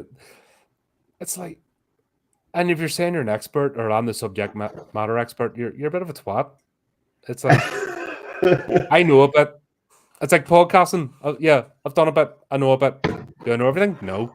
I'm always learning stuff. I would not even consider myself to be an expert. And this is where I feel strongest because I've done it the most. Writing, I know a bit. I've done a bit. Don't consider myself an expert in anything. Yeah, I Video would say editing, know a bit, an done a bit. expert as an artist or an Yep. expert as a writer is like, I'll be glad to like help anybody that's like ask me questions like, Yeah. what do you do? But if somebody says, "Oh, you're a master of this," I'm like, "Well, thank you, but I think of myself that way." Like once you think you mastered something, you're lost. Yeah. Because it's never stops. And it's Yeah, back that whole thing that you're expected just to give up at a certain age. It's like, nah, I've been right until the day I die. I want to be learning. I want to be pushing myself. I want to be getting the best I can out of life's experience. Because why wouldn't you? And I think that's part of the Yeah. burden of being a creative as well, isn't it? You want to, Well, I think you have a lot more to feed off of too as you get older because you have like all this backstory. Like yeah, one thing that I really enjoy is like, so there's all this stuff that went through as a punk rocker. It's like just kind of normal stuff when you're like in your 20s. But now when I read it, I'm like, oh, I remember that. So I'll include all that. So I have all those like all that history, all those memories that I can draw mhm. off of. Because you like more expensive like fuller of like backstory to draw from. Yeah, and that's just living life and going for it. Yeah. No, that's great. So talking about just to wrap up, what's next down the pipeline? What's your next main project you're working on? I'm doing an anthology, another anthology. This one's called The Joke is of Mankind. I just Mhm. told you the whole line from Lovecraft, but it's like Yep. it's the same thing. It's like kind of like cosmic horror, Twilight Zone, Tales from the Crypt style stories. And I got a bunch of people to contribute, and everything I do like little illustrations for. So we have illustrations, and then every author I do kind of a goofy caricature of the author, Hmm. and I do a couple extra drawings. I can't help myself. I've put a whole bunch of drawings in there. So I'll paint the cover. I already did. I painted the cover. I painted the back cover. I did all these interior illustrations, and hopefully that'll be out next month. And All like I right, cool. said, it's called The Jokes of Mankind. And Are it'll all the be on submissions in, Amazon. or And are you what? still I'm sorry, what? are all the submissions in for it, or do you need to put a link, let people know about No, a link or all the anything? like I've been working on doing illustrations since January. So, Right. so I did all the illustrations. I also have to edit all the stories. I painted the cover and the back cover. So, but it's all done. Hmm. All I have to do is I have a couple of the caricatures I have to ink, but they're already penciled. And so I've been like editing and everything along the way. So hopefully I'll be ready to go next month. All right, fantastic. Don't forget to let us know, obviously, and I'll put the link out and let people know. But Okay. Dan, it's been an absolute pleasure, mate. Great to have you back on, and thanks for having me on your podcast. It was great chat to you Yeah. about Thank the you for having me. again. Great. And there you go, folks. Obviously, link to Dan's main webpage is in the description, so go check him out. And just as we say, until next time, keep up to the channel, do the type of things, and remember to keep it creepy, keep it horrific.